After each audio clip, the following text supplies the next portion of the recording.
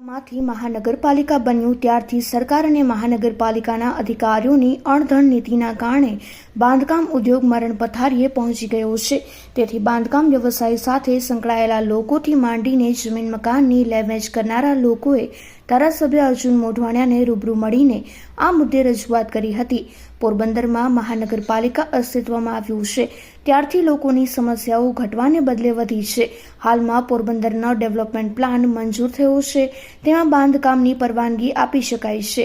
મહાનગરપાલિકામાં સમાવેશ થયો છે તેવા બાકીના વિસ્તારોનો પ્લાન નવેસરથી બનાવવામાં આવે તો જ પરવાનગી શક્ય છે. તેથી છાયા, બોખીરા, ખાપટ, ધરમપુર વગેરેમાં બાંધકામ માટેની પરવાનગી મળતી નથી.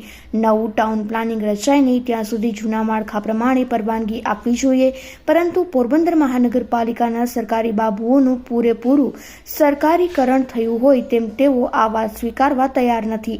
તેમ જણાવી બિલ્ડરોએ અને બાંધકામ વ્યવસાય સાથે સંકળાયેલા ધંધાર્થીઓએ વધુમાં ઉમેર્યું હતું કે દ્વારકામાં પણ આ જ પરિસ્થિતિનું નિર્માણ થયું હતું અને એકાદ વર્ષ સુધી બાંધકામ ઠપ થયા હતા, પરંતુ તે અંગેની રજૂઆત થતાં નેતાઓની દરમિયાનગીરીથી જૂનું માળખું ચાલુ રાખવામાં આવ્યું હતું. પોરબંદરમાં હજુ નવું ટાઉન પ્લાનિંગ રચાય ત્યાં સુધીમાં 1.5 થી 2 વર્ષનો સમય વીતી જાય તેમ છે. આટલા સમય સુધી જો બાંધકામની જ પરવાનગી મળે નહીં તો લોકો શું કરે તેવા સવાલ સાથે ઉમેર્યું હતું કે માત્ર તંત્રના અધિકારીઓની અણાવડતને કારણે બાંધકામ ઉદ્યોગ મરણ પથારીએ પહોંચી ગયો છે. અર્જુન મોઢવાડિયાએ જણાવ્યું હતું કે કડિયાકામ કરનારાઓ, કલરકામ કરનારાઓ, ઇલેક્ટ્રિશિયન, પ્લમ્બરથી માંડીને મજૂરો, સિમેન્ટ, લોખંડ સહિત બિલ્ડિંગ મટીરિયલના ધંધાર્થીઓના પણ વેપાર ધંધા પડી ભાંગ્યા છે. કારીગરોથી માંડીને બિલ્ડરોને પણ ખૂબ મોટી પરેશાની વેઠવી પડી રહી છે.